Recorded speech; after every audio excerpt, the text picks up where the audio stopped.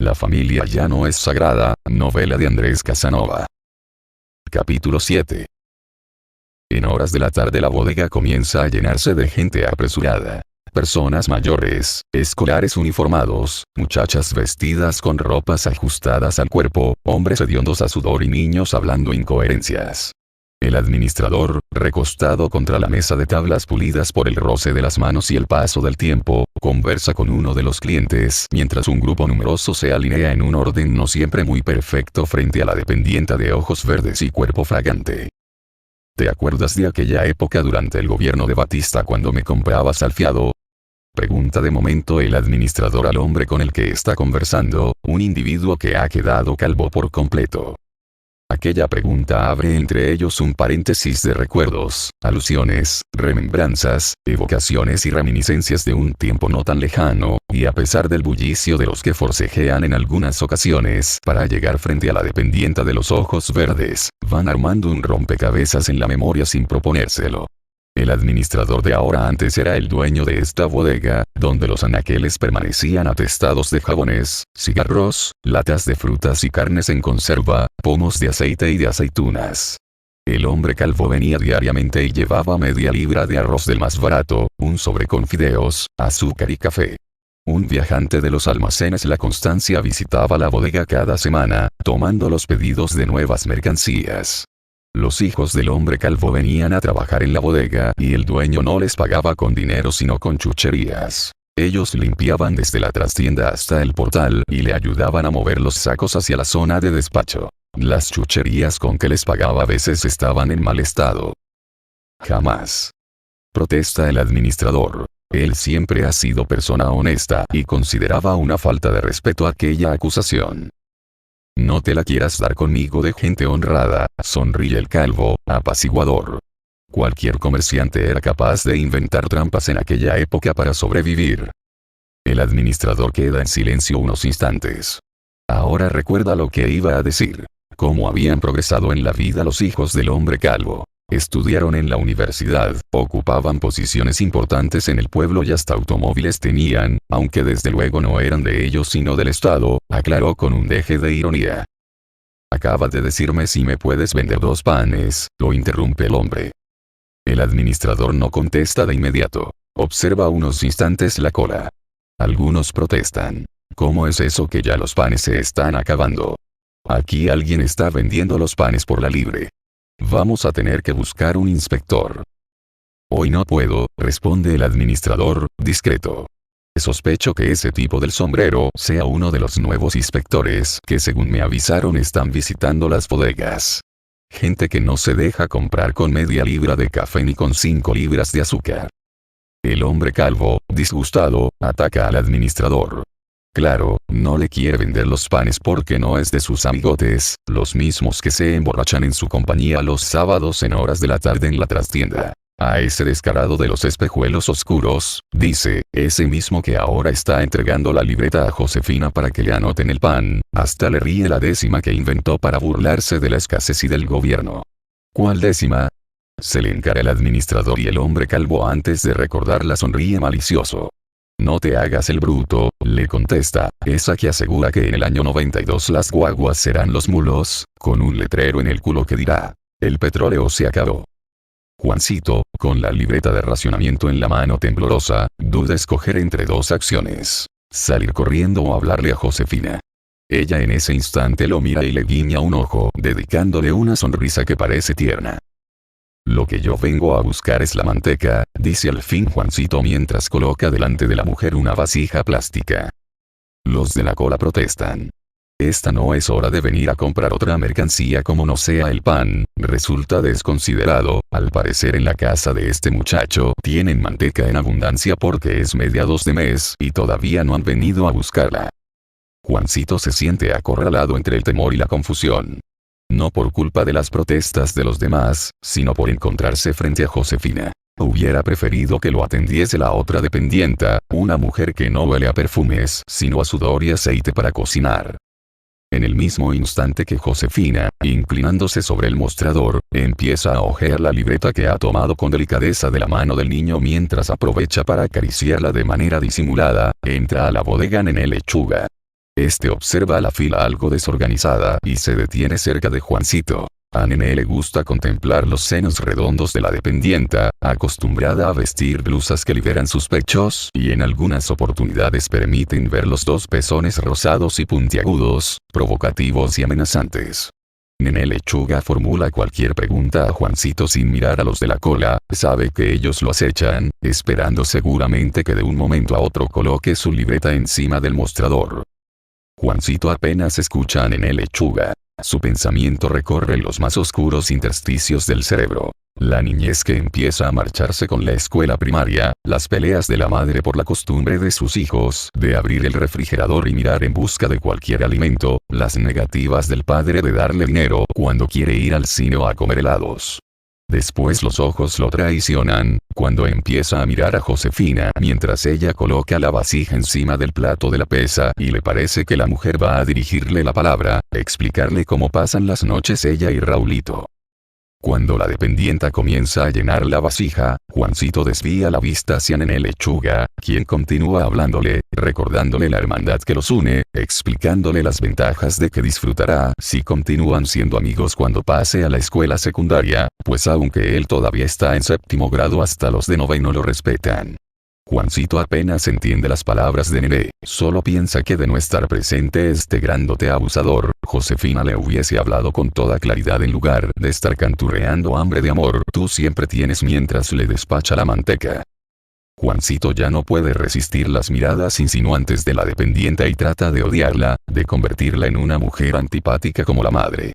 La madre. Ella lo obliga a realizar todas las compras de la casa, desde algunos productos en el mercado de los campesinos a precios calificados por algunos de excesivos hasta determinados géneros de elevado costo en una tienda llamada El Paralelo y desde luego, la mercancía que venden aquí en la bodega. Balancea en sus manos la bolsa de tela, donde ahora acaba de guardar el pan que le ha entregado Josefina. Mientras ella adelanta su mano, de tez bien blanca, cuyas uñas se encuentran pintadas de un color rojo intenso, Juancito la imagina acariciando el cuerpo desnudo de su hermano. Ella le informa el costo de la compra, llamándole mi amor y mientras coloca frente a él las monedas del vuelto muestra sus dientes blancos y parejos en una sonrisa que quizás sea de complicidad. Nené Lechuga echa a andar junto a Juancito. En la salida tropiezan con Cuca Sánchez y la vieja, luego de recuperar el equilibrio, lleva ambas manos a la cintura y rezonga injurias contra la juventud irrespetuosa de estos tiempos, soliviantada por aquel abuso que es atropellarla y ni siquiera disculparse. Dígame usted dónde iremos a parar en nuestro país. Juancito siente deseos de lanzarle una patada al perro de la anciana para vengarse de la última ofensa gritada por ella augurándole que cuando creciera sería tan canalla como su hermano mayor, pero se contiene. Si la vieja le da las quejas a la madre, seguro lo tendrán castigado una semana sin permitirle salir de la casa. Nené Lechuga lo toma por el brazo apartándolo de los gruñidos del perro y las protestas de la vieja. Quería agradecerle un favor, le dice. Iba a hablarle sobre Lizzy Vega bien, la rubia de las nalgas lindas y tetas de mujer. Se detiene en un momento antes de cruzar la avenida y Nené detalla algunas costumbres de la muchacha y su familia. Se trata de gente de mucho respeto, frente a la casa parquean gran cantidad de carros y reciben visitas de personas importantes del pueblo. Lizzy siempre ha vivido muy libre, la dejan ir al parque y al cine, a fiestas incluso, y no le exigen una hora determinada de regreso. Pero, ¿cómo la tratan? Interroga Nené Lechuga en tono dramático mientras le indica a Juancito la vía libre de vehículos. Cuando llegan a la otra acera, Nené Lechuga concluye las ideas fundamentales de su conversación. Los padres de Lizzy Vega bien han descubierto que está enamorada de él y ya no le permiten salir sola. Ahora tiene que andar acompañada de su hermana mayor, dice Nené Lechuga en tono quejumbroso, una tipa pesadísima que lo trata a él como si fuera un insecto, y para fastidiarlo cuando le dirige la palabra le llama usted. Usted está equivocado. ¿No entiende que mi hermana es muy decente para ser su novia? Usted no se ha mirado en un espejo. Por la ropa que usa deduzco que sus padres no pueden comprarle nada del extranjero. Huyendo del estorbo de los árboles sembrados en medio de la acera, los dos muchachos caminan por la calle y desde un jeep les gritan obscenidades. Nené Lechuga, incómodo, lleva una mano a las entrepiernas y contesta a su vez con ofensas. Juancito le ruega silencio. sabe que si su padre llegara a enterarse de este escándalo lo castigará unos cuantos días. Nené Lechuga recupera la calma y en tono conclusivo habla de la necesidad de que Juancito vaya a la casa de Lizzy Vega bien y con el pretexto de pedirle prestada una libreta le entregue una carta suya. Juancito se detiene sorprendido y mira hacia el bolsillo de su camisa, donde Nené Lechuga acaba de colocar un papel sin darle tiempo a protestar siquiera, pues sale corriendo para encontrarse con un grupo de muchachos mayores que él y se aleja con ellos a toda prisa, mientras van lanzando una pelota de béisbol, entre risas y palabras obscenas.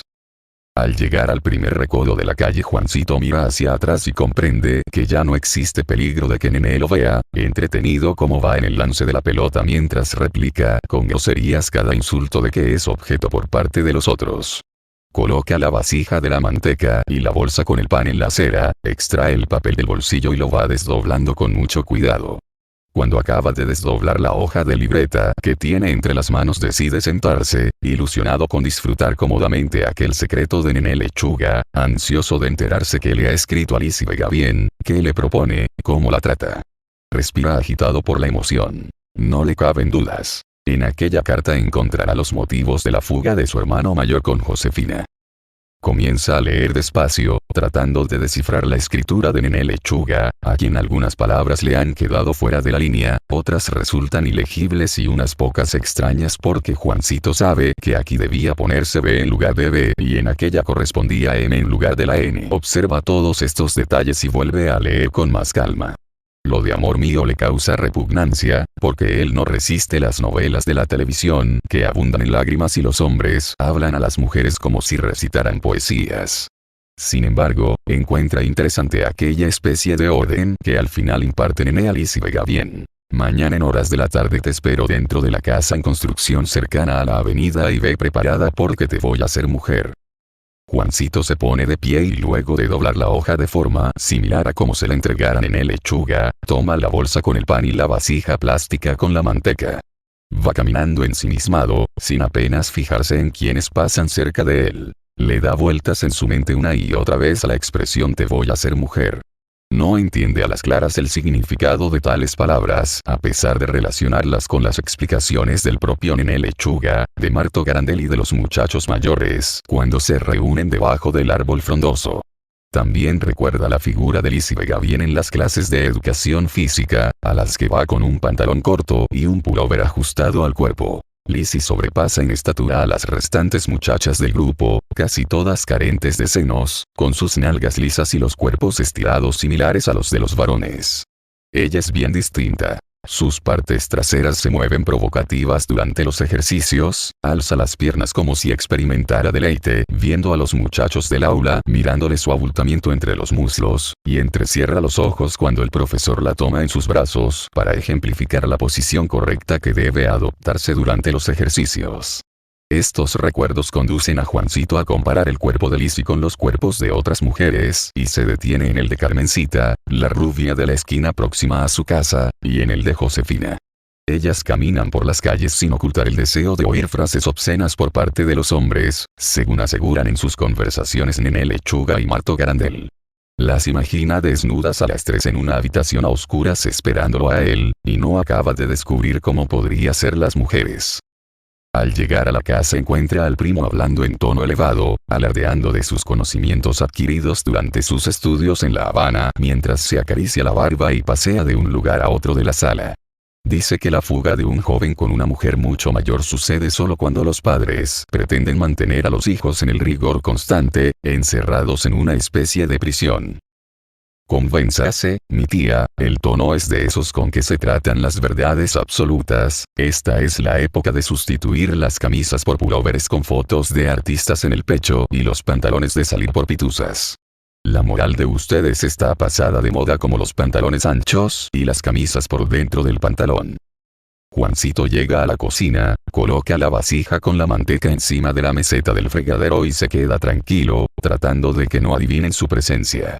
Desde hace casi un mes en aquella casa resulta imposible vivir, porque el padre se enfurece de solo verle con el guante de pelotero en las manos, y en esos casos le ordena ocuparse de las tareas, sin escuchar sus explicaciones de que no tiene ninguna tarea pendiente. En cuanto a la madre, solo habla del hijo ausente. El primo mientras tanto continúa expresando sus opiniones acerca de la felicidad. La beca es el primer contacto de los jóvenes con la libertad necesaria para acabar con la sobreprotección de los padres, dice. Mientras los hijos viven con ellos los mantienen bajo un régimen policial. Si conversan debajo de un árbol frondoso con otros de su edad, los padres quieren saber los temas que hablan. Si andan silenciosos por los rincones, pretenden obligarlos a que les confiesen sus pensamientos. Si se agachan en el patio porque sienten deseos de jugar en la tierra, allá van a preguntarle qué están tramando. Y en cuanto a los otros muchachos que pasan bullangueros por las calles, siempre los padres dicen: seguro roban en otro barrio, venden los productos y compran ron a escondidas o fuman marihuana y por ese motivo ríen escandalosos a cualquier hora. Quizás hasta planean matar una vaca o asesinar a alguien para robarle, dice el primo que dicen los padres. Los padres les temen a los jóvenes y no confían en ellos, porque están perdiendo los dientes y las fuerzas para luchar contra lo nuevo, concluye el primo en tono grandilocuente. Estas últimas palabras inquietan a Juancito por parecérseles a las que dicen en el lechuga debajo del árbol frondoso del barrio. En la casa de Nené, según él, sintonizan emisoras del extranjero y es frecuente escuchar noticias sobre huelgas y protestas de jóvenes en cualquier país. También se enteran del número premiado en la lotería del Táchira, de los resultados del campeonato de las grandes ligas de béisbol y de los nombres de los artistas cubanos que piden asilo en los Estados Unidos. Hablan en esas emisoras de la existencia de opositores al gobierno de Fidel Castro, de los errores cometidos en la administración de la economía y otras noticias que su padre y Raciel califican de calumnias, porque según ellos las verdades se dicen por las emisoras cubanas y no esa llamada Radio Martí como una ofensa al héroe de nuestra independencia, a quien no debe llamársele apóstol según Raciel, eso es para los religiosos, enfatiza el periodista. Con las conversaciones de Nené Lechuga debajo del árbol frondoso, Juancito siempre queda dudando acerca de quiénes tendrán la razón entre su padre y Raciel o Antonio Lechuga y el primo suyo que ahora comienza a hablar de artistas extranjeros. Cansado ya de la conversación del primo y de sus propias imaginaciones, Juancito escapa por la salida trasera del patio y llega a la casa de Lizzy Vegavien. Se trata de una casa cercada con alambre trenzado y protegida por dos perros. Toca el timbre de la entrada y al poco rato viene a abrirle la propia Lizzy. Mientras ella lee allí mismo junto a la portada la carta de Nené Lechuga que le ha dado su compañero de aula, este aprovecha para comparar sus senos con los de Josefina. Dile a Nené que no sea come mierda, ríe Lizzy mientras comienza a alejarse hacia su casa y Juancito se queda mirándola, disfrutando el movimiento rítmico de sus caderas y pensando que de veras Nené Lechuga es tremendo come mierda. A Lizzy Vegavien no es necesario convertirla en una mujer. Ya lo es. Este es el final del capítulo 7 de la novela La familia ya no es sagrada, del escritor Andrés Casanova. La familia ya no es sagrada, novela de Andrés Casanova. Capítulo 8. No habían transcurrido muchos días desde que Juancito estuvo contemplando las abultadas nalgas de Lizzy Vegavien, sus muslos al descubierto gracias al corto pantalón que vestía, la cara de muchacha bonita y sus ojos parecidos a los de Josefina, aquella vez que fue a llevarle una carta de Nené Lechuga, cuando la madre lo obligó a arrodillarse en uno de los rincones de la sala para que no volviera a ocurrírsele robar dinero de la vitrina. Un rato antes, mientras lo golpeaba con su mano blanda, ella indagó desde cuándo se dedicaba a tomar helados en compañía de los demás muchachos del barrio y como el niño no abrió su boca para responder, le descargó una bofetada amenazándolo con prohibirle ver esta noche la televisión. Juancito trataba de ir matando el tiempo poco a poco, acorralándolo, metiéndolo en sus redes personales. Aunque la madre lo regañaba delante de los muchachos del barrio, ya no se consideraba a sí mismo un niño. Había descubierto determinados libros y en ellos aprendía cientos de temas que los mayores no hablan delante de los muchachos.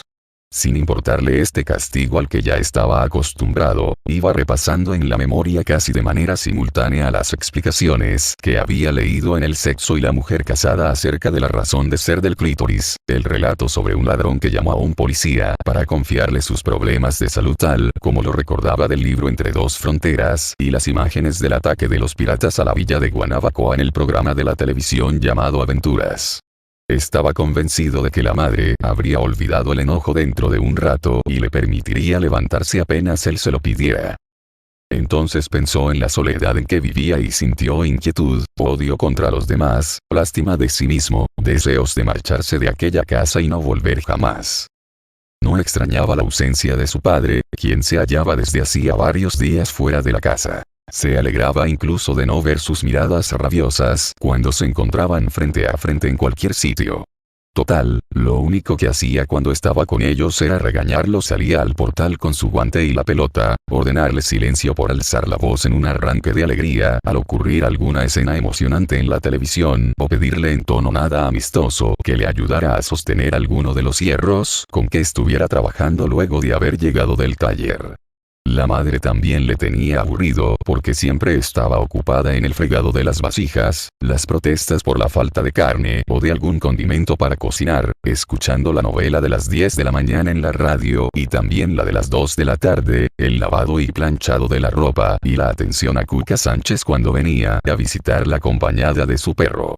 Los muchachos del barrio eran los únicos con quienes podía conversar porque el hermano mayor, a pesar de haber regresado de la casa de Josefina, jamás le dirigía la palabra. El regreso del hermano mayor había tomado por sorpresa a Juancito. La fecha para este resultaba memorable porque fue al día siguiente de haberle llevado la carta de Nené Lechuga a Lizzy Vega Bien. Fue un domingo en horas de la mañana, aquella mañana que la madre le había permitido salir a jugar con sus amigos del barrio. Sin que ella lo supiera, tomó como otras veces la moneda amarilla de la vitrina y fue alejándose de la casa temeroso todavía de que el padre lo necesitara para sujetar algún hierro. Apenas llegó junto al grupo lo asediaron a preguntas. ¿Qué dijo Lizzy? ¿Va a dejarse hacer mujer por Nené? ¿A qué hora llegará a la casa en construcción? Vamos, habla ya. Oyó la voz amenazante de Marto Garandel sobresaliendo por encima de las restantes voces, y al mirarlo lo vio en actitud de gallo peleador, las manos en la cintura y el gesto como queriendo decir si no hablas pronto te parto la cara.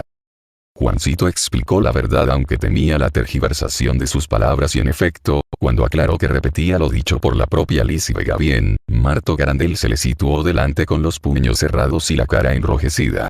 Ella se lo perdía, dijo retador, porque Nené era un hombre macho, no como el tipo amariconado del aula del que ella decía estar enamorada. Echaron a andar, apelotonados, estorbándose el paso unos a otros. Me refiero a Tony Rainis. Escandalizó cuando uno del grupo quiso saber de quién se trataba. Ustedes están ciegos. Tienen las manos blandas y el hablar de mujercita. Según Marto, era normal que los hijos únicos fueran así, porque los padres los consentían demasiado. Llegaron a la heladería y aún la discusión versaba sobre el mismo tema. Tony Rainis era muy inteligente, aclaró alguien, pero no se atrevía a juntarse con ellos ni a la hora del receso. El chofer del padre lo traía por la mañana en el carro y al mediodía lo esperaba frente a la escuela. Si en alguna oportunidad no venían a buscarlo, se encerraba en el aula hasta que los demás se iban. En la heladería, Juancito se comió 3 helados aprovechando que los más pequeños solo probaron unos bocados, pues dijeron haberse llenado con los refrescos y los dulces que habían comprado antes. Abrió los ojos de forma desmesurada mientras sorbía en seco cuando le colocaron los 2 vasos adicionales junto al suyo. Llegaron al terreno de pelota y Marto aún estaba criticando a Tony Rainis, asegurando que sacaba el dedo menor hacia afuera para coger el pan de la merienda, no se atrevía a separarse de las hembras, arqueaba las manos al hablar y su voz le salía como rajada. ¿Se dan cuenta? No solo es afeminado, también es maricón, concluyó Marto Garandel. Estas opiniones comenzaron a incomodar a Juancito, no porque fuese amigo de Tony en realidad, sino por las burlas de Marto contra él cada vez que se ponchaba. En esas oportunidades le recomendaba juntarse con Tony Rainis, pintarse las uñas y los labios, pedirle prestados los ajustadores a su cuñada Josefina y cambiarse el nombre propio por el de Culebrón. Al poco rato apareció Nené Lechuga exigiéndole a Juancito que dijera la respuesta que le había mandado con él Lizzy Vega Bien. En realidad, fue Marto Garandel quien tomó la palabra para referirse a ella como la muy culona, que se creía, tan orgullosa porque la madre era personaje importante, locutora de la radio del pueblo, siempre olorosa a un perfume idéntico al de Josefina. Que había despreciado a Nené Lechuga porque no se atrevía a que la hiciera mujer. Será muy linda pero no vale un centavo, opinó el rubio delgado cuando Marto hizo silencio. No nos mira porque no tenemos como ella pullovers con escritos en inglés que le manda su tía de los Estados Unidos. Al poco rato olvidaron a Lizzie y reanudaron el juego, entre chiflidos y recordatorios a la madre de cualquiera. Cada vez que le correspondía a Juancito el turno de batear, Marto Garandel lo llamaba Tony Rainey sin Nene Lechuga, se echaba a reír a pesar de hallarse triste. De regreso a sus casas, continuaban con las ofensas, las burlas, los ataques contra Tony Rainey. De pronto, Juancito se detuvo colocándose frente al grupo, con la mirada torpe y decidido a fajarse con el que se atreviera a acusar de maricón a Tony y de puta a Lizzie Vega bien. Ah, ya sé por qué no te pones bravo cuando decimos la verdad sobre Lizzie, dijo Marto Garandel. Es que a tu familia le gusta ese tipo de mujeres. Juancito comenzó a acercársele y de inmediato los demás formaron un círculo alrededor de ambos, pero Marto dijo está bien, yo no quería ofenderte y satisfecho con esta aclaración, Juancito bajó los puños y sonrió. Aquel domingo del regreso de Raulito, ya el sol se había escondido. Mientras la madre recogía las vasijas de la mesa con la comida casi intacta y el agua prácticamente sin consumir, tocaron a la puerta. Juancito se hallaba frente al televisor disfrutando de la pelea entre los dos hombres de las casacas oscuras y Sara quedó paralizada con los platos en una mano y varios vasos en la otra. Aunque los golpes contra la aldaba colocada en la puerta fueron atronadores, tal como acostumbraba a llamar Raulito, ella le insistió obstinada al menor de los hijos. Ábrele la puerta a tu primo. El niño se levantó sin deseos cuando el del sombrero negro estaba a punto de clavar su espada contra el corazón del que le había robado a la novia. Se entretuvo todavía buscando a tientas el picaporte, de espaldas a la puerta, deseoso de no perder ni un detalle de lo que sucedía en el televisor, donde hubiese preferido meterse a ayudar al de los guantes blancos en lugar de cumplir la orden de la madre. Te dije que abrieras la puerta. Gritó ella, colocando las vasijas encima de la mesa cuando volvieron a llamar de una manera al parecer desesperada. Cumplió la orden y no atinaba a hablar, asombrado. Le resultaba increíble que aquel hombre de bigotes crecidos y músculos desarrollados fuese su hermano. Creyó advertir en él la mirada perdida en el vacío, como si ya no lo conociera. Lo vio delgado, ojeroso, con las señales del cansancio en el rostro. Enternecido, trató de acercársele. Apártate, le dijo Raulito. Se hizo a un lado, ofendido, y el hermano mayor encaminó los pasos hacia su antiguo cuarto donde luego de lanzar en un rincón el pequeño equipaje con que había retornado volvió a salir hacia la sala. La madre lo miraba desde la distancia, con las manos apoyadas contra la mesa. ¿Regresaste?, indagó Sara como si estuviera temerosa de que cualquier demostración de alegría fuese a incomodar a su hijo. Seguramente hubiera deseado estrecharlo contra el regazo, llorar abrazada a él y reprocharle la ausencia tan prolongada. Estoy cansado, dijo él sin ocultar la altanería. En ese momento, llaman a la puerta desbaratando los recuerdos de Juancito sobre aquel domingo. Se trata de golpes violentos y a pesar de la molestia que le ocasiona el alboroto, no se atreve a abandonar el castigo en uno de los rincones de la sala para abrir la puerta. La madre en ocasiones es severa con sus castigos y hoy no debe arriesgarse. Quiere darse una escapada hasta la heladería si lo libera temprano, aprovechando la ausencia del padre. ¿No oyes que están tocando?, grita Sara desde la cocina. Cuando el niño abre, una fuerza arrolladora lo empuja hacia atrás. El perro Carmelita de Cuca Sánchez ha descubierto al gato que descansa tranquilo en un sillón y se adelanta para perseguirlo. De un salto, el perro queda frente al gato arrinconándolo contra la pared y sus colmillos amenazan destrozarlo. La anciana entra con pasos torpes y cansados, chasquea la lengua y el perro deja de gruñir. Acabo de comprar la última revista de modas, le dice a Sara, que acaba de llegar a la sala. En la portada de la revista se puede ver a la modelo vestida con una truza casi carente de tela desde la cintura hacia abajo. ¿Qué le importaba a ella pagarle al viejo que le vendía las revistas el doble de su precio? Así evitaba una cola de más de 2 horas, le advierte a Sara cuando ésta le dice que se la han cobrado muy cara. Juancito mira la foto simulando que escarba dentro de su nariz. La madre no encuentra ya qué argumentos emplear con Cuca Sánchez para hacerle entender que en este momento no desea conversar sobre modas. La anciana hojea la revista mientras habla y cuando el niño comprende que en su interior solo hay fotos de mujeres completamente vestidas y consignas llamando al pueblo a recuperar los atrasos productivos originados por el ciclón, pierde el interés por seguir mirándola de reojo. Sara le pide a Cuca que por favor saque a su perro gruñón. La vieja habla sobre telas y modelos. El niño sale hacia la calle. Este es el final del capítulo 8 de la novela La familia ya no es sagrada, del escritor Andrés Casanova. La familia ya no es sagrada, novela de Andrés Casanova. Capítulo 9. Raulito acababa de comer hasta el hartazgo el congrí cocinado como a él le gustaba, la grasa cubriendo cada frijol con una capa brillante y resbaladiza. Mientras masticaba las últimas ruedas de plátanos fritos que crujían en su boca cual tostadas galletas con el deseo de que el huevo no se hubiera terminado para introducir las ruedecillas en la yema antes de llevarlas a la boca, comparaba estos sabores de hoy con los sabores de lo que comía en la casa de Josefina y se decía que la sazón de la madre al cocinar no podía compararse con ninguna. Todo el tiempo que estuvo en la mesa permaneció en silencio, sin ofrecer una mínima posibilidad de cualquier comentario y luego de tomar agua, se levantó para dirigirse hacia su cuarto, observando con calma la habitación. Desplazaba la vista en busca de señales diferentes a las conocidas por él desde que era muy pequeño, cuando en esta casa la alegría de los padres solo era posible si él andaba alegre.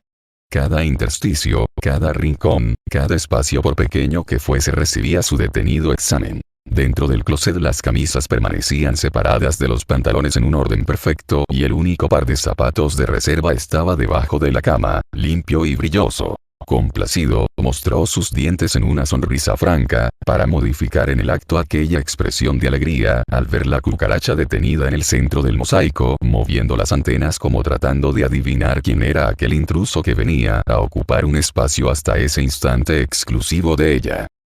Avanzó unos pasos con intenciones de aplastar al insecto, cuando descubrió al gato asomado por la puerta semicerrada. El animal y Raulito se miraron, aquel con sus ojillos escrutadores, este con deseos de lanzarle la chancleta que había cogido para matar la cucaracha.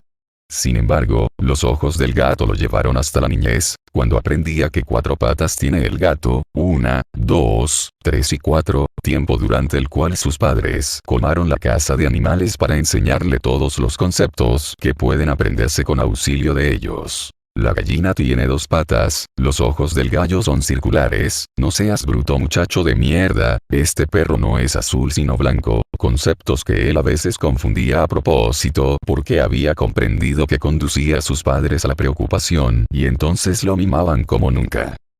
El gato maulló y cuando Raulito avanzó decidido a aplastar la cucaracha, aquel salió corriendo para esconderse debajo de la cama. Entonces cerró la puerta en el instante que Cuca Sánchez le ordenaba silencio a su enfurecido perro, quizás porque había olfateado al gato, y luego le preguntó a Sara si era cierto que su hijo mayor había regresado. Encerrado en el cuarto percibió la gran soledad de su vida. Sentía deseos de confiarle a alguien sus inquietudes, hablar con otra persona cuyos sueños e ilusiones pudieran resultar similares a los suyos. Sentado en la cama, sin proponérselo, comenzó un inventario de las características de toda la gente cercana a su vida. El hermano menor no era más que un imbécil, solo capacitado para memorizar reglas de la aritmética y datos sobre la biología de las plantas. No le llamaban la atención las prendas de vestir que llenaban algunas vidrieras de la zona céntrica de la ciudad. Era de los que desconocía cómo tratar a las hembras, lo que se evidenciaba por sus estúpidos comentarios acerca de lo que hacían un hombre y una mujer cuando estaban enamorados. Permitía que los de su tamaño le tocasen la cara y lo llamaran por nombres ofensivos a la hombría. Levantándose un momento, Raulito atrapó con cariño al gato que acababa de asomarse desde su escondite, como si le preguntara si ya el perro de Cuca Sánchez había salido de la casa.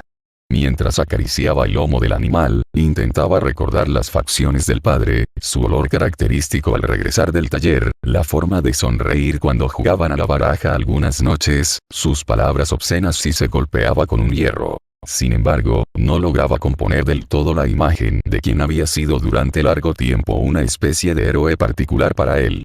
Gracias a las historias personales del padre, a la facilidad con que sugería situaciones agradables con ayuda de las palabras, Raulito logró imaginar en su niñez aquellos tiempos pasados, cuando los jóvenes paseaban alrededor del parque las noches de cada sábado y cada domingo en busca del amor. En esas historias, el padre se le escondía detrás de los tamales que vendía a un precio que en la actualidad resultaba irrisorio, desaparecía entre los poemas de Hilarión Cabrizas y José Ángel Buesa que declamaba durante sus borracheras en el bar de los chinos, quedaba oculto debajo de las letras de una carta en la que enamoraba a una hermosa muchacha mintiendo acerca de su trabajo, pues afirmaba ser un importante empleado de una compañía de seguros. En fin, el padre desapareció entre los pliegues de la ancha falda que vestía la jovencita a la cual iba dirigida esa carta y que años más tarde se convertiría en la madre. Raulito tosió varias veces mientras encendía uno de los cigarros que había traído de la casa de Josefina. Ella acostumbraba a levantarse desnuda luego de haber disfrutado del sexo y regresaba del baño fumando. Colocaba su boca húmeda encima de los labios de su amante y le iba insuflando el humo mientras les duraba el cigarro. Al terminar, él volvía a enardecerse y Josefina comenzaba a suspirar muy quedo, colocándose con suma lentitud debajo del cuerpo de su compañero, diciéndole al oído frases que él jamás había escuchado de otra mujer.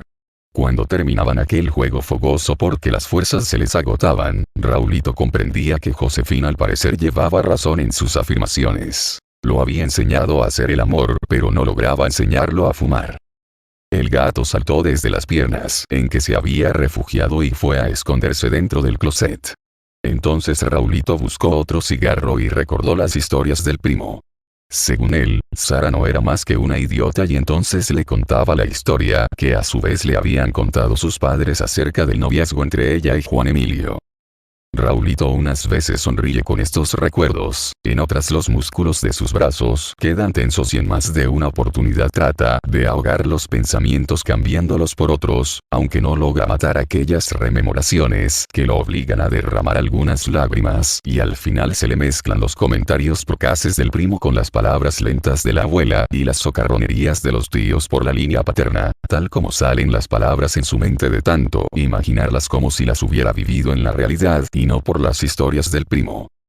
Cuando empezó el noviazgo entre su padre y Sara, entonces tan jóvenes como él ahora, a ella trataron de convencerla con argumentos al estilo de cómo una joven, cuyo padre es propietario de 2 casas comerciales y de 40 caballerías de tierra y por lo tanto puede aspirar a un ventajoso casamiento con el hijo de algún médico por ejemplo, va a conformarse con un simple empleadillo de la American Insurance Company. Isaac Calvarcrán, el hermano de Sara, al cabo de unas cuantas semanas le fue con la novedad a su padre. No existía en la sucursal de la compañía aseguradora de vidas y propiedades del pueblo un empleado que se llamase Juan Emilio Gutiérrez Núñez y por lo tanto, el que andaba noviando con Sara era un mentiroso. Y lo que resultaba peor, el aspirante a cuñado a lo que se dedicaba en realidad era a vender tamales en la zona de la estación de trenes. Aquella noticia había acabado con la tranquilidad en el hogar de los Calvarcrán, una casa que no había conocido jamás las discusiones. A partir de ese momento comenzaron las peleas a sucederse con frecuencia porque Agostínez le exigía a la hija romper sus relaciones con el farsante. La jovencita que ahora es la madre de Raulito, en aquella época se negaba a creer que su novio fuese capaz de ultrajarla y tirada de bruces en la cama trataba de controlar los jipidos a que la obligaba el llanto. Los días pasaron y ya se sabe que el tiempo ejerce una acción sanadora. Sara, al principio, pasaba los días llorando desconsolada, negándose a aceptar las exigencias del padre. Tantas lágrimas la fueron secando por dentro hasta que se habló a sí misma de frente, decidida a decirse las verdades. Acabó lamentándose de haberse convertido en la novia de Juan Emilio no por el engaño suyo en sí mismo acerca del lugar donde trabajaba, sino porque en realidad era como si vivieran en orillas distintas.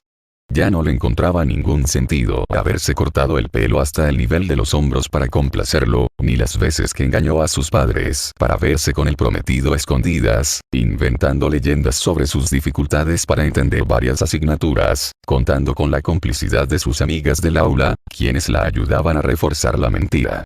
Un atardecer el susto la dejó paralizada, temblorosa, a punto de desaguarse de pie. Estaban escondidos detrás de la columna de un enorme centro comercial, besándose, cediendo a las urgencias del deseo, dejando que las manos de ambos apresaran las partes más sensibles del otro, y de pronto vieron venir a Augustines, o como lo llamaban todos en el pueblo, el armenio, porque era de los judíos de esa nacionalidad que el poder soviético había dejado sin riqueza alguna al terminar la Segunda Guerra Mundial. De haber avanzado un poco más, los había descubierto, a ella con la blusa ajada, los labios descoloridos y el pelo en desorden. A su novio con la evidencia de la fogosidad al nivel de la portañuela. Mientras Sara llora en la cama en aquel pasado rememorado por Raulito, considera emocionante la costumbre adquirida por culpa de Juan Emilio de pasear alrededor del parque los sábados en horas de la noche. No le había resultado sencillo convencer a la menor de sus tías maternas, la eterna compañera de los paseos, de dar vueltas y más vueltas en un círculo interminable.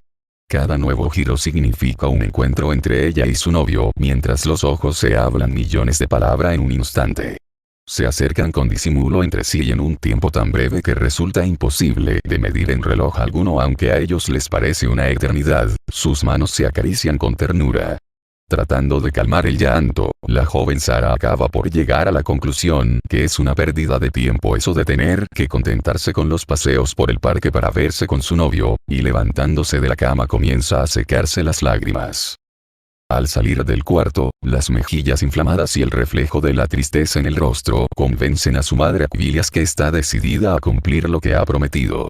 «Me voy a pegar candela», le dice Sara. La madre, entre gritos histéricos y peticiones al poderoso JHB de Israel, ofende dentro de su cerebro a Augustines.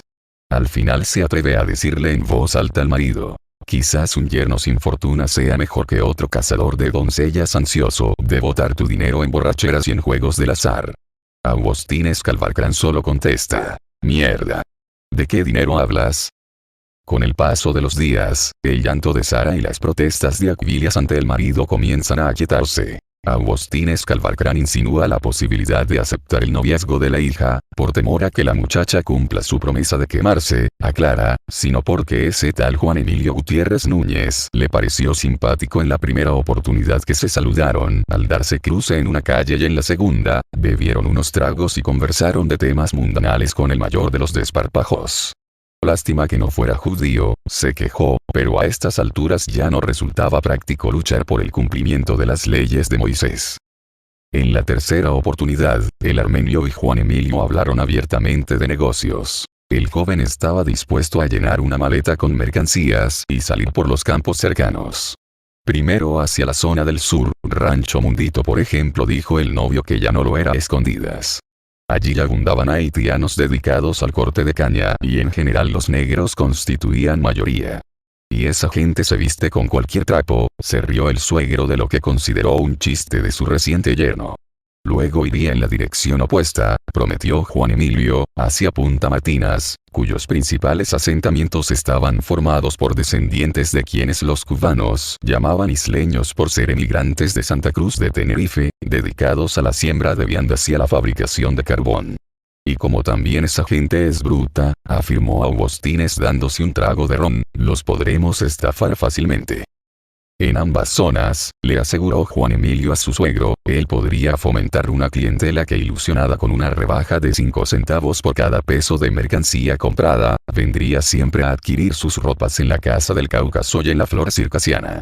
Y aunque aquellos planes comenzaron a ejecutarse de inmediato con éxito, pues desde que Juan Emilio inició sus viajes por los campos en su labor promocional, la clientela desbordaba las salas de ambos comercios desde horas tempranas los días de rebaja, Augustines se mantuvo inflexible en su decisión. No celebraría la fiesta de 15 de Sara por haberse comprometido antes de cumplir esa edad. Raulito despierta de sus ensueños cuando siente que el gato está jugando mimoso con los cordones de sus zapatos. Aplasta contra el piso el cigarro que está fumando mientras se dice que su madre no es ninguna idiota, sino una frustrada, como decía Josefina, por no haber tenido una hija que bailara el vals sobre las olas que ella no pudo bailar. Y tenía que ser cierto, porque durante el primer embarazo, del que nació él, compró a montones batas rosadas, cintas de adornar el pelo, dormilonas de oro, pulsas de plata, y también recogió de cajones olvidados en la casa de sus padres los juguetes de la niñez. Estos trastos los descubrió Raulito un día que se quedó solo en la casa, oportunidad que aprovechaba para registrar cajas amontonadas en el cuarto, que sus padres llamaban del desahogo. Durante los registros aprendía de memoria el orden exacto en que se hallaba colocado cada objeto para no delatarse. Dentro de una de esas cajas encontró el dinero que sustraía en pequeñas cantidades como venganza contra la madre por haberlo obligado durante la niñez a jugar con muñecas, fogones de miniatura y ollas de mentiras. Enciende la grabadora que se había llevado a la casa de Josefina y la canción lo va llevando hacia uno de los momentos más gratos de su vida. Al compás de la letra acompañada por una música melancólica que decía: ayer volví a recorrer los campos que dejé, ahora vuelve a recorrer los lugares que dejó abandonados. Dulce canción evocadora de su primer amor, de su único amor, de su gran amor. Eterna canción para recordar a su adorable Carmencita. Aunque la conocía desde siempre, desde que al salir a los recesos jugaban todos los del aula con inocencia a la gallinita ciega o a la candelita vaya a la otra casita, no vino a descubrirla como mujer hasta una tarde en que la vio con los labios pintados como en estos días recientes ha estado viendo a Josefina. Ya para entonces era la época del preuniversitario en el campo y todas las muchachas del instituto se pintaban a escondidas de los profesores. Durante las mañanas en que estaban obligados a trabajar en los interminables y solitarios platanales, no solo deshiervaban sino además se demostraban a sí mismos haber alcanzado la mayoría de edad. En el caso de las hembras, se reafirmaban como mujeres, convirtiéndose en novias de alguno de los varones. Recién iniciaba el curso escolar y luego de aquella tarde que le vio a Carmencita los labios rojos, la insignificante muchachita para otros, delgada y trivial, fue para él una verdadera amiga. Compartían gustos por canciones, besos en las mejillas, actos multitudinarios para gritar consignas cuyas palabras a veces no entendían con exactitud. No se preocupó por hacerla su novia, porque mientras la mayoría de los varones planeaban escaparse en horas de la noche hacia el pobladito más cercano al preuniversitario en el campo, él dormía complacido luego de haberse extasiado debajo de la ducha, pensando en la profesora de química sentada en una esquina de la silla, elevada en el estrado, con las piernas cruzadas en una posición, como si estuviera ofreciéndoles todas las delicias que podían disfrutarse con una profesora tan joven como ellos. Cuando en esas soledades a Raulito la urgencia del contacto físico le reventó por dentro convirtiéndose en necesidad de desahogo, la amiga le demostró comprensión y tolerancia. El día de la fiesta, luego de los discursos inaugurales y las eternas consignas por haber alcanzado el primer lugar en la emulación con los restantes institutos preuniversitarios en el campo de la provincia, comenzó la música. Carmencita colocó sus manos en los hombros de Raulito e iniciaron el baile. Mientras danzaron como enloquecidos, en una especie de saltos esotéricos y contoneos parecidos a los que se veían en las películas sobre indígenas africanos, permanecieron en silencio. Sin embargo, al poco rato la música comenzó a ser suave, acompasada, y se apretaban las manos. De pronto, su brazo fuerte estuvo estrechando la frágil cintura de ella, sus alientos confundidos en una sola boca aunque sin llegar a besarla, los ojos semicerrados y las palabras tiernas derramadas por los oídos de Carmencita. De pronto, las luces parpadearon hasta apagarse por completo y él buscó los labios de su amiga, pintados, dóciles, que por instinto se entreabrieron para dejar que penetrara el aliento dulce y cálido del amigo, un aliento color de rosa e inigualable para ella. Se dejó succionar hasta quedar ella misma sin aliento, y cuando él intentó bajar la mano, Carmencita la sostuvo con firmeza. Es muy pronto, le advirtió, aunque le aseguró estar dispuesta a ayudarlo para evitarle los recuerdos donde aparecía la profesora de química invitándolo a desnudarla. Salieron al patio donde Carmencita le acarició el animal hambriento hasta dejarlo vacío por completo. Suspira cuando se acuerda de aquella acción de su amiga y compañera de aula. Se acomoda en la cama sin desvestirse aunque no pretende dormir, porque todo el sueño se le ha quedado en la casa de Josefina, durante los días de encierro voluntario en su compañía. Ahora que el padre se encuentra desde sus recuerdos en un pasado remoto, siente rabia de haber aceptado sus sermones con los cuales pretendía prepararlo para enfrentarse al mundo de la realidad. Cuidado con las enfermedades que contagian las mujeres. Cuidado no vayas a juntarte con los maricones. Cuidado no vayas a enviciarte con el ron. Cuidado, cuidado, cuidado, eran las palabras eternas que usaba el padre en los pocos minutos que le dedicaba cada semana. Le advertía sobre la marihuana, los robos y el juego de la bolita. Le hablaba de los jóvenes que se iban desde Punta Martinas hacia los Estados Unidos en barcos robados, en botes de remos y hasta en balsas improvisadas. Cuidado con la gente que anda vendiendo ropas de contrabando procedente del puerto. Cuidado con hacerte amigo de los que matan vacas y buscan a los jóvenes para que vendan la carne entre sus conocidos. Cuidado hijo, le dijo lloroso el padre en una oportunidad cuando llegó del taller contando que habían cogido preso al hijo de Julia y Reinaldo por dedicarse a vender pastillas alucinógenas. No quiero verte preso. Dicen que a los detenidos los encierran 3 días en un cuarto estrecho y al cabo de ese tiempo es tanta la soledad que los llena que confiesan todos los delitos. Dicen que hasta los más guapos se ensucian en los pantalones. Cuidado hijo eran las palabras del padre que Raulito sabía de memoria como si estuviesen grabadas en un disco metido dentro de su boca. Cuando Juan Emilio lo llamaba aparte, ya sabía que iba a decírselas.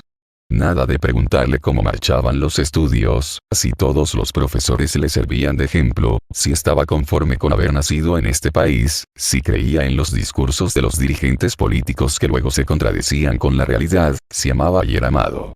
Al contrario, el padre simplemente lo llenaba de miedos. Va quedando dormido aunque no se lo ha propuesto y sin advertirlo acaricia los labios con los dedos, porque al cabo de tanto tiempo le vuelven a doler los mordiscos de la amiga, su Carmencita que dejó abandonada en aquella prisión que era el preuniversitario en el campo para huir con Josefina. Le duele también la pasión con que lo besaba mientras la mano rastreadora iba empinándole el deseo, acariciándole su centro de gravedad con movimientos tiernos hacia atrás y hacia adelante hasta dejarlo vacío de todo sentimiento. Aunque más le dolía más traición de Carmencita que tono ofensivo de Josefina cuando le dijo que se fuera de su casa, que estaba harta de tenerlo a su lado. Le dolía que Carmencita lo hubiese traicionado con el profesor Ricardo Díaz, quien alardeaba de su fortaleza física y a cuyos reclamos amorosos habían cedido varias del aula. Lo que más le dolía no era la infidelidad en sí misma, sino imaginarla entregándose al profesor plenamente como mujer, mientras que a él lo había contentado con el sucedáneo de su experta mano de uñas pintadas color vermellón. Un gallo canta a lo lejos y Raulito regresa de nuevo a la realidad, escuchando a Cuca Sánchez despedirse de la madre. Su hermano Juancito en ese momento apaga el televisor. Él recuerda que el padre no está en casa, anda cumpliendo lo que llama su deber sagrado con la patria, y siente deseos de levantarse, de abandonar la casa una vez más. Sin embargo, ahora carece de sentido irse de nuevo. Ha recuperado a Carmencita. No tiene que volver a decirle: si no dejas al profesor Ricardo Díaz, me voy con Josefina. Este es el final del capítulo 9 de la novela La familia ya no es sagrada, del escritor Andrés Casanova. La familia ya no es sagrada, novela de Andrés Casanova. Capítulo 10. Mientras los demás juegan al dominó o repiten las historias ya contadas las noches anteriores, Juan Emilio se revuelve una y otra vez en la litera. Desea olvidar las intenciones que tiene de pedir autorización al jefe del campamento para visitar su casa. No es que sienta cansancio por cortar caña desde la madrugada hasta bien avanzada la tarde, o que eche de menos a la familia. A lo que no acaba de adaptarse es al régimen de abandono del lugar, donde entrar a los baños requiere cuidado, pues en cualquier rincón suele aparecer una masa hedionda rodeada de moscas. No obstante, él tolera todas aquellas indecencias sin protestar siquiera, a pesar de que en su casa exige orden y limpieza de manera constante, o como lo expresa con una frase manida que aprendió muchos años atrás: un lugar para cada cosa y cada cosa en su lugar. Sin embargo, no puede esconderse a sí mismo el malestar que siente por hallarse albergado en un barracón donde una bota tirada en medio del pasillo hiede a los olores más impúdicos que puedan imaginarse, y las ropas colocadas en tendederas cerca de las ventanas vician el aire. Boca arriba en la litera sigue pensando en todo lo que le fastidia del lugar y vienen a su mente las mujeres encargadas de prepararles los alimentos, con sus pies desaseados, escandalosas, a las que no les importa cocinar los alimentos desabridos y que para él resultan incomibles. Trata de dormirse. Es la única manera de evitar que en su conciencia entre la terrible noticia, como si hubiera sido traída con el impulso del viento: el mayor de sus hijos ha regresado de la casa de Josefina. ¿Y si ella le ha contagiado alguna enfermedad de esas, asquerosas? Se pregunta y para calmarse trata de pensar en otros asuntos, en otras personas. El administrador del taller, por ejemplo. Un mes antes lo había visitado en su propia casa y luego del agradecimiento por lo sabroso del café que le habían brindado, mientras se arrellanaba en el sillón de hierro, comenzó un monólogo con vocablos altisonantes, de una retórica que le recordaban a Juan Emilio los artículos periodísticos de Raziel. Durante aquella conversación, Juan Emilio no entendía por qué el administrador empleaba palabras como comité de conciencia, vergüenza partidista, espíritu de sacrificio, alta moral combativa, movimiento de macheteros millonarios y lucha por la eficiencia. Le parecía que el administrador jamás terminaría de hablar y estaba deseoso de escuchar su silencio para responderle. No es necesario tanto rodeo. Acepto abandonar mi plaza de mecánico e irme a cortar caña durante lo que resta de zafra azucarera. Seguramente, recuerda Juan Emilio que pensaba en aquella oportunidad, si aceptaba irse a la zafra el administrador elogiaría el sentido suyo de responsabilidad y en clara alusión a la fuga del mayor de los hijos con Josefina, especificaría. Admiro tu disposición para el cumplimiento de las tareas que te encomienda la revolución, pues a pesar de tus dificultades personales, eres de los que siempre dan un paso al frente sin pedir nada a cambio. En determinado momento, el administrador del taller detuvo el torrente de palabras y Juan Emilio pudo hablar. Por suerte no han inventado todavía un equipo de lectura del pensamiento, se dijo mientras le respondía. Puedes mandarme a mí. El objetivo que él perseguía al irse movilizado era ganarse uno de los bonos que entregaban a quienes se destacaran en la zafra y servían para comprarse una motocicleta. Aquel recuerdo acaba por robarle el sueño. Hace calor aunque a pesar de ello ha colgado el mosquitero. Es preferible para él abanicarse con un cartón antes que sufrir las picaduras de los jejenes. Mientras se abanica, intenta comparar el amor que siente por sus dos hijos pero comprende que no puede igualarlos. Al mayor de ellos, cuando era pequeño lo consideraba un oasis en aquel mundo que comenzaba a acercarlo con todo tipo de dificultades. En las tiendas que eran propiedad del suegro todavía porque no se las habían intervenido, ya no podía trabajar porque había ocurrido una desagradable discusión por culpa de un dinero que en realidad había robado su cuñado Isaac Calvarcrán. Se vio obligado entonces a aprender a manejar las herramientas de mecánico en un taller donde nunca faltaba un vehículo roto. El matrimonio lo había alejado de los amigos con quienes solía compartir opiniones y alguna que otra borrachera y en cuanto al menor de los hijos, había nacido cuando ya resultaba evidente hasta para su propio suegro que los americanos no podrían acabar con el gobierno de Fidel Castro como amenazaban y que los tiempos de la Casa del Cáucaso y la flor circasiana luego de haber sido intervenidas en cumplimiento de una ley ya no retornarían jamás. Tiempos difíciles. Fue preciso adaptarse, renunciar a las aspiraciones pasadas de ser rico, seguir los consejos de su cuñado Isaac, quien había aceptado un cargo de importancia en el poder local y decía burlón. Si no te adaptas al comunismo en Cuba, te llevo a Candanga, y todos reían pues aunque Candanga había muerto, todos la recordaban como la loca del pueblo, con un solo diente en su boca, flaca de carnes y con un bastón de guasima en las manos para aliviar su cojera, anciana con la que asustaban a todos los niños que se portaban majaderos o no querían obedecer a los padres. En aquellos tiempos Juan Emilio decidió adaptarse como le aconsejara el cuñado, comenzando a demostrar una disposición exagerada por participar en las frecuentes movilizaciones durante semanas y hasta meses a las que era convocado, y tanto se acostumbró a ellas que sintió rabia en la ocasión que se vio obligado a abandonar el campamento de los cañeros, cuando nació el menor de sus hijos, porque a su esposa ya no le quedaban familiares cercanos que pudieran atenderla. Y aunque jamás lo había confesado a nadie, culpaba a Juancito de haberle obstaculizado con su nacimiento aquel año la posibilidad de obtener el bono que le hubiera permitido comprar la motocicleta. Decide sentarse en la litera. ¿Cuán lejos le quedan hoy aquella época considerada de crisis por muchos cubanos? Escaseaban los lugares donde tomar una cerveza, escuchar canciones de rock and roll era prohibido y no permitían celebrar la Nochebuena. En el plano personal, él y Sara sufrían doblemente porque los médicos sospechaban que Raulito padecía una grave enfermedad del cerebro. No quisiera acordarse de aquella época, cuando él y su esposa lo imaginaban convertido en un trisónico. Busca tientas las chancletas, sin prender un fósforo para no molestar a los que duermen. Le llega a sus oídos el holgorio del comedor, las risas estridentes, las discusiones, las amenazas en broma contra alguien que cuenta un chiste contra el gobierno. En su cerebro continúa enredado el rabo del primer papalote que voló con el mayor de sus hijos, y ese recuerdo lo convence de la necesidad de encontrar al jefe del campamento. Ya detenido en medio del comedor trata de zafarse de aquel papalote parecido a un gusano capaz de ascender por los aires mientras planeaba sereno y elegante.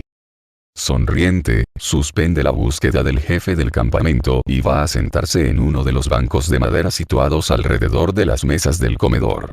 El primer vuelo del gusano constituyó para él un motivo de tanta alegría como para el hijo pequeño, quien palmoteaba a medida que el hilo comenzaba a tensarse. Con la lejanía, el papalote de plástico y papel construido con sus propias manos ganaba en majestuosidad. Aquel vuelo logró realizarlo un domingo a costa de postergar el arreglo de un carburador por el que habría cobrado una cantidad de dinero suficiente como para comprar una botella de ron. También hubiese podido emplear ese tiempo en sostener una charla sobre aspectos filosóficos con su amigo Raziel o en arreglarle la bicicleta a uno de sus hermanos. En cambio, todo lo demás había pasado a segundo plano desde el mismo instante que, para complacer a Raulito, comenzó por recordar su niñez sin cometas ni papalotes, porque los fabricaba no para volarlos, sino con el propósito de venderlas a otros niños. Se entretiene unos instantes observando el juego del dominó y luego de prestar atención durante breve tiempo las discusiones de los jugadores, cuando acaban de revolver las fichas vuelve a acordarse del gusano cuyo esqueleto construyó con listones de pino preparados en el propio taller donde todavía trabaja, pegamento de un frasco oloroso a perfume, hilo de una madeja cedida por Sara a regañadientes argumentando que ya no podría tejer las medias que se proponía, y papeles y plásticos en colores obtenidos por mediación de su amigo Raziel. El viento les favoreció durante toda la mañana, nublada a veces aunque sin una llovizna. El hijo, luego de convencerse de que apenas podía sostener el extremo del hilo para gobernar aquel enorme gusano de mentiras, tomó el tirapiedras dedicándose a atacar a los pájaros escondidos detrás de los arbustos y breñales sin acertar ningún tiro. Juan Emilio, feliz, sentía idéntica alegría a la del hijo, la risa de ambos contagiaba el optimismo. Risas que se juntaban rompiendo el silencio de aquel bosquecillo cercano al hogar. Mientras movía el hilo para disfrutar las ondulaciones del papalote, como nunca pudo hacerlo durante su niñez, se propuso mantener a Raulito a salvo de cualquier vicio. El juego del dominó continúa reñido. Solo un tanto de diferencia entre las dos parejas contrincantes. Juan Emilio manifiesta su opinión al comenzar cada nuevo partido y vuelve a sumirse en sus reflexiones. La niñez del menor de los hijos apenas tuvo tiempo de atenderla.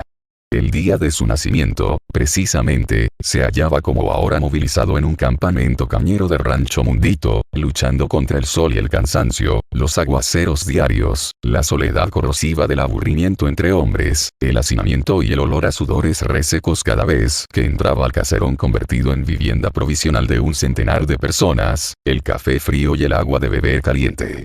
Cuando le dieron la noticia, ni siquiera sonrió. Estaba perdiendo en el juego de la brisca y necesitaba analizar muy bien de cuál carta deshacerse.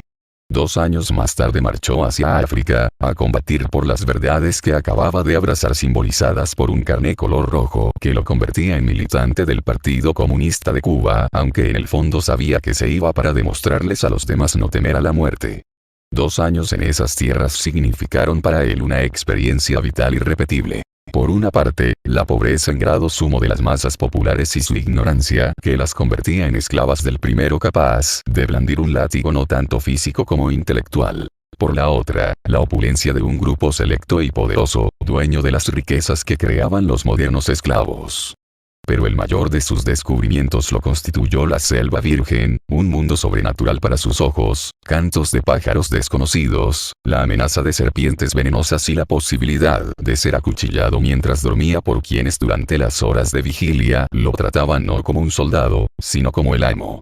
Escuchando a otros soldados contar este último peligro, perdió el sueño tranquilo y a cada señal que encontraba en el camino, alguna piedra de un color inusitado, una flor jamás vista, las pisadas de un animal hambriento, el olor de aquellos negros muy diferente al de sus compatriotas, le atribuía un significado premonitorio. Moriré un día de diciembre, me espera una buena noticia cuando regrese de la misión combativa, partiré de regreso a Cuba cargado de glorias y medallas, perderé mis ilusiones, caeré en un abismo.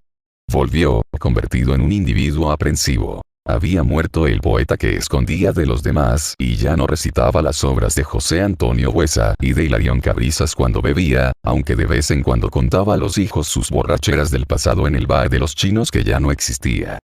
Al fin acaba aquel juego con una victoria obtenida por los dos más viejos y comienzan un nuevo juego. Mientras los contrarios revuelven las fichas del dominó, los dos ganadores autoelogian sus habilidades para derrotar a los contrincantes.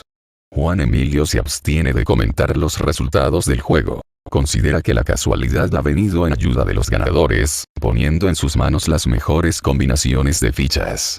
Bien pronto desatiende la observación atenta y detallada del mundo exterior y vuelve a sumirse en los recuerdos de aquel pasado cuyas consecuencias todavía hoy se manifiestan en el miedo a caer por un abismo sin fondo. Despierta por las noches con el cuerpo empapado de sudor y solo entonces desaparece el enano deforme, de un color entre gris y azul, llevándose consigo el puñal de obsidiana con que amenazaba decapitarlo. Retornan a su memoria los instantes de los homenajes recibidos, unos solemnes y oficiales, otros más íntimos procedentes de amigos y familiares. De estos últimos, el más emocionante fue el de Raulito. Lloroso y a la vez sonriente, lo estrechaba contra sus brazos que ya comenzaban a ser tan poderosos como los suyos, diciéndole frases que solo pueden articularse frente a un padre.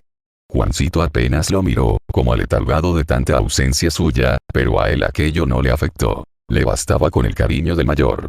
Fueron días en que para él no existía diferencia entre el día y la noche, brindándole ron a cualquiera que entrara a saludarlo. Sara echaba a la basura gran cantidad de arroz, carne y viandas y no había silencio ni un instante dentro de la casa ni en el patio.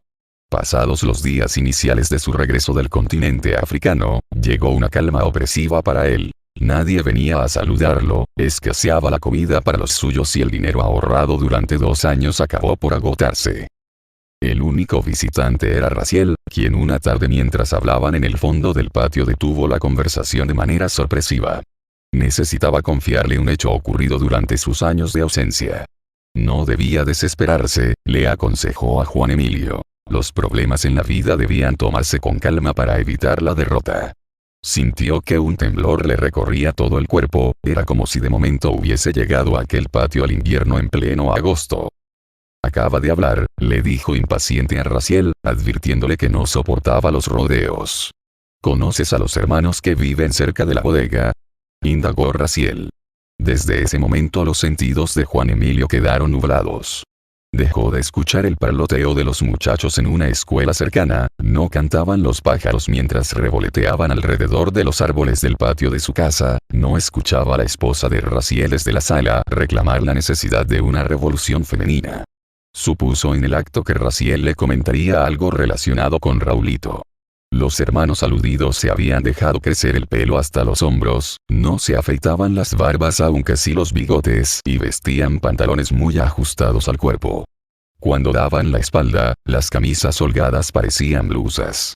No obstante señales tan dudosas, hablaban de mujeres y eran capaces de enredarse a los piñazos con cualquiera. Son maricones, aseguró Juan Emilio luego de pensar un rato. No son maricones, sino fumadores de marihuana, afirmó el periodista. Eran maricones, a Juan Emilio no le cabían dudas. No importaba si les gustaban las mujeres, consumían marihuana o le entraban a trompadas a cualquiera. Se puso de pie, exaltado. Eran maricones, dijo luego de haber dado unos pasos, alejándose del balance y luego regresar para enfrentarse de nuevo a Raziel. Volvía a escuchar a los niños en la escuela cercana, el canto de los gorriones y las arengas de Hortensia, la esposa de Raziel, dirigidas con vehemencia a todas las mujeres del mundo. Eran maricones y ese argumento bastaba para exigir claridad en el asunto. ¿Qué relación tenían con su familia tales individuos? El mayor de tus hijos se junta con ellos, dijo Raziel en un tono avergonzado. No era posible. Raulito no podía traicionarlo de aquella manera. Juan Emilio siempre hizo todo lo posible por mantenerlo alejado de los caminos peligrosos, garantizándole la seguridad material que él no conoció jamás en su niñez. Su hijo quedaba exento de preocupaciones, pues solo le exigía asistir con puntualidad a la escuela. Al llegar cada sábado ponía en sus manos una suma de dinero considerable y únicamente le prohibía comprar ron y cigarros. Moviéndose de un lado hacia otro, se negaba a imaginarlo convertido en maricón. Si llegara a comprobarlo lo estrangularía, aunque terminara su existencia en la cárcel. Solo te estoy alertando que se reúne con gente peligrosa, trató de tranquilizarlo el periodista.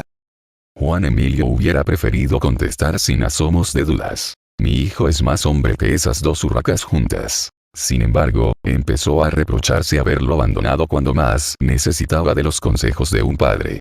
Raziel no estuvo de acuerdo. La lucha contra el colonialismo y el capitalismo debía librarse en cualquier lugar del mundo y no entenderlo así significaba convertirse en cómplice de los enemigos de las clases obrera y campesina. Mira Raziel, no jodas. Hablas así porque no se trata de tu hijo, le contestó Juan Emilio asombrado consigo mismo. El temor de ver perdido al hijo en el mundo de la delincuencia le conducía a expresar con franqueza lo que sentía en lo más profundo de su corazón. Raziel trató de calmarlo. Practicar la sinceridad era una estupidez, le advirtió en tono aconsejador. Y aunque los temores de Juan Emilio resultaron infundados, todavía en la actualidad buscaba en Raulito señales de amaneramiento, inclinaciones perversas o admiración por el cuerpo de otros hombres. Ahora sabe que el hijo ha regresado de la casa de Josefina y busca nuevamente con la vista al jefe del campamento.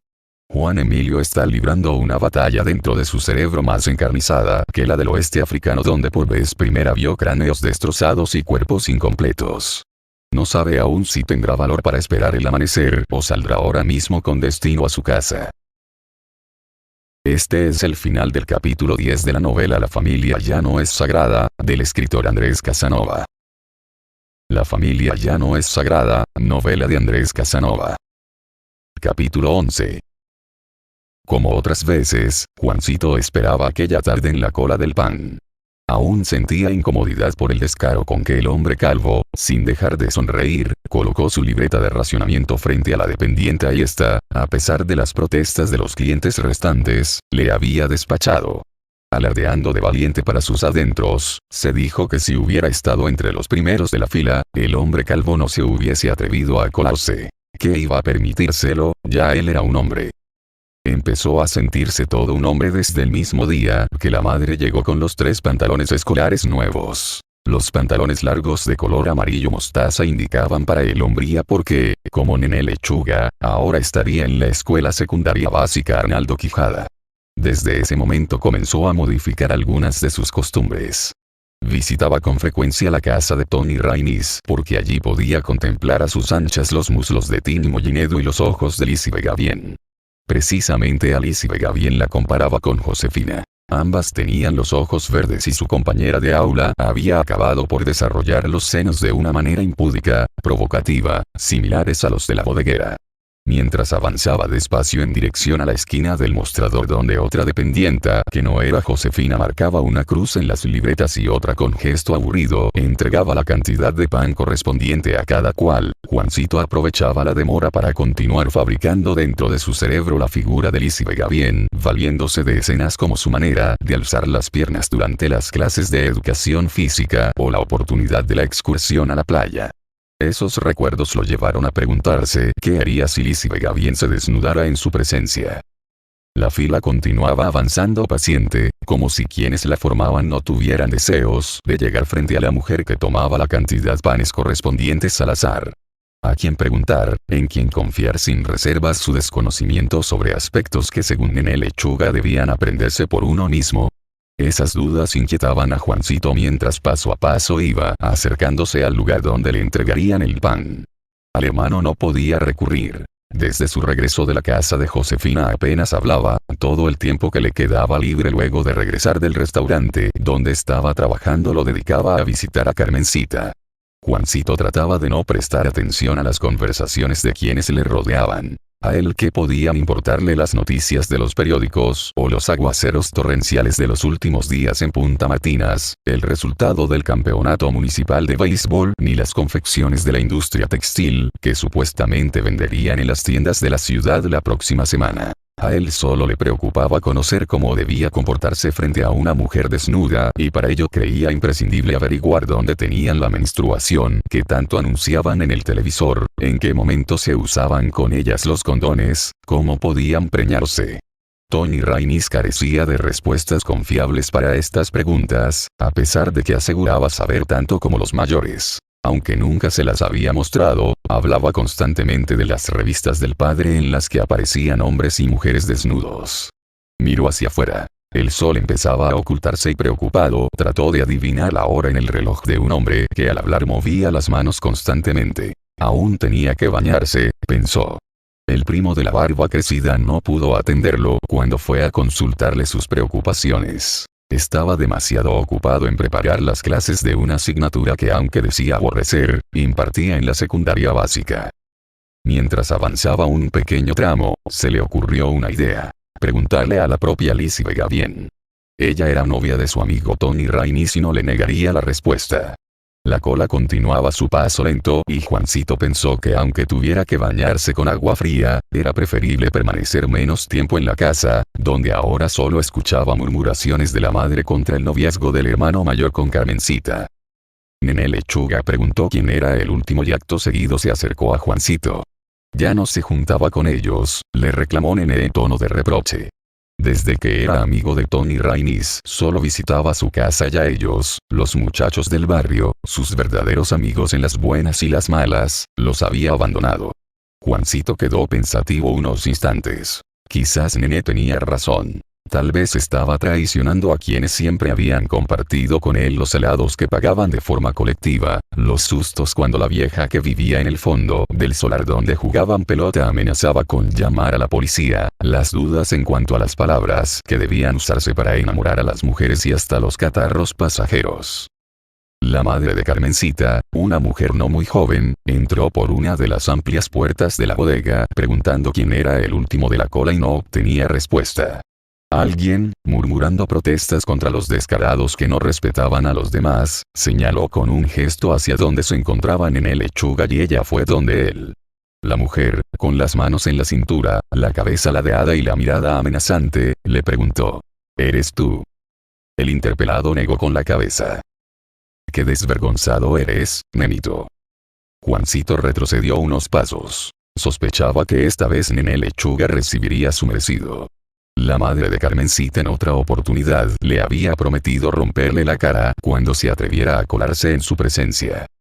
La mujer avanzó aún más, sin apartar las manos de la cintura. Nené Lechuga empezó a explicarle que su amigo le había guardado un turno y Juancito se asustó. Ahora sí quedaría involucrado en el problema, ya tenía ganada una paliza cuando el padre lo supiera. Tratando de alejarse chocó contra un hombre muy grueso y sonriente que le cerraba el paso. ¿Por qué le sucedían estas cosas si él nunca protestaba en las colas ni se atrevía a vociferar cuando algún dependiente violaba el orden establecido? La mujer adelantó un puño. Quisiera ser hombre para partirte la cara.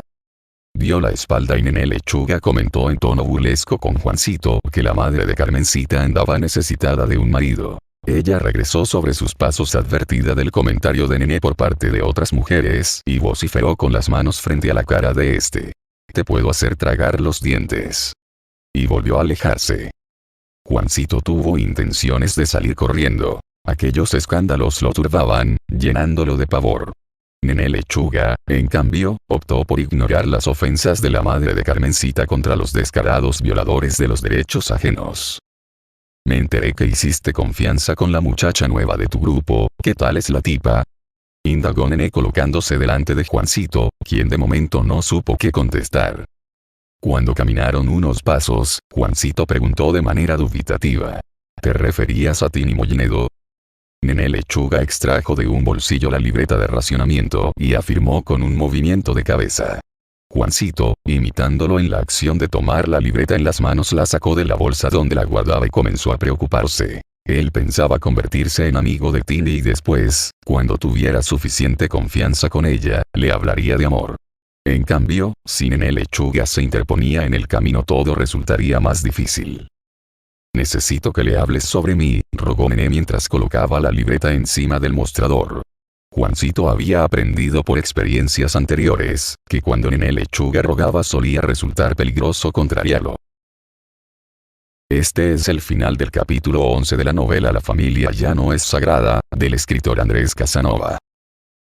La familia ya no es sagrada, novela de Andrés Casanova. Capítulo 12. Juancito se detiene indeciso y observa el enorme jardín. Rosas, lirios y jazmines derraman sus perfumes en aquella mañana de sábado que ha decidido aceptar la invitación de Tony Rainis de visitarlo en su casa. Empuja la verja de hierro y el chirrido de las bisagras lo hace detenerse unos instantes. Teme que aparezca el enorme bulldog que menciona Tony en sus cuentos allá en la escuela o que el papá venga con su pistola lista para disparar creyendo que se trata de un ladrón. Sobreponiéndose a los temblores de las piernas, echa a andar a lo largo del camino asfaltado. Como acaba de descubrir, es falsa la historia que le contó Marto Garandel al grupo. Ningún guardián uniformado cierra el paso a los extraños, impidiendo la entrada a la casa de Tony. Frente a la puerta de cristal resguardada con barrotes de hierro, se detiene unos instantes y luego de una búsqueda minuciosa al fin encuentra el timbre. Oprime el botón con cuidado, pues ya una vez en la casa de Lizzie Vega bien hizo sonar con insistencia el timbre provocando la ira de la madre de Lizzie, una señora de rostro avejentado a quien escuchó claramente cuando gritaba las peores obscenidades contra los piojosos que siempre vienen a esta casa a molestar y sorprendido en aquella oportunidad se había preguntado cómo una mujer de su rango era capaz de decir palabras con peste a excusado. Tony Rainis viene a abrirle de inmediato. Lo está esperando desde hace rato para enseñarle el último regalo que le hizo el padre, dice. Se lo trajo de Canadá y si aprueba el 6º grado tendrá otro mejor y mucho más caro. Al pronunciar tales palabras sonríe sin dobleces, comentando emocionado que su papá sí es bueno, en todo lo complace y jamás le pega. ¿Tu padre es igual? La pregunta molesta a Juancito pero se sobrepone y no lo da a entender. Permanece en el mismo sitio, sin atreverse a pasar. Le preocupa que la mamá de Tony aparezca de momento y lo asuste de la misma manera que meses atrás en la escuela durante una reunión de padres, cuando le preguntó a Sara si su hijo estaba tan delgado a causa de los parásitos intestinales o por culpa de alguna enfermedad. Mamá no está, asegura Tony, como adivinando por qué su amigo no acaba de pasar. Han conversado en otras oportunidades este asunto y Tony Rainis siempre le resta importancia. Su madre acostumbra hablar así, es doctora y siempre ve en los demás alguna señal alarmante sobre su estado de salud. Juancito mira con disimulo hacia el interior de la sala. Una noche en la biblioteca municipal la madre de Tony le preguntó que si él no tenía unos zapatos nuevos y una camisa más bonita para asistir a las reuniones del equipo de estudio, pregunta que lo mantuvo silencioso todo el tiempo del repaso que ella misma les impartió sobre biología humana. Vamos a mi cuarto, invita Tony Rainis sonriente. Allí tengo el regalo de mi papá. Cuando Marto Garandel y Nene Lechuga lo vean, se van a morir de envidia. Juancito vacila unos instantes antes de aceptar la invitación. Le disgusta caminar por esta casa cuyo piso casi refleja su figura como si fuera un espejo, no sea que deje en algún sitio un pegote de fango o al menos la tierra de sus zapatos. Adelante, compadre, lo conmina su compañero de aula. Disponen de tiempo suficiente hasta la llegada de los demás. Si le preocupan los regaños de su mamá, agrega Tony, puede estar tranquilo. Ha ido a la peluquería y en estos casos nunca regresa hasta el final de la tarde. No es por eso, miente Juancito. Ya sé lo que quieres. Hablarme sobre Timmy, dice el otro, mostrando sus dientes en un gesto de alegría. Dime qué vas a enseñarme, exige. No puede ocultar el nerviosismo de la voz como siempre que le mencionan a alguna muchacha de la que se encuentra enamorado. En ese preciso instante, Juancito cree descubrir por qué Tony Rainis intenta llevarlo hasta su cuarto. Las revistas del padre. Claro, porque no puede traer a la sala aquellas publicaciones impresas en papel cromado, con abundantes fotos en colores donde aparecen hombres y mujeres sin ropa alguna. A él le interesa sobre todo ver la de una muchacha rubia y pecosa, que según le ha contado Tony se encuentra sentada al estilo japonés en un cojín mientras permanece con los ojos semicerrados y muestra con descaro el sexo.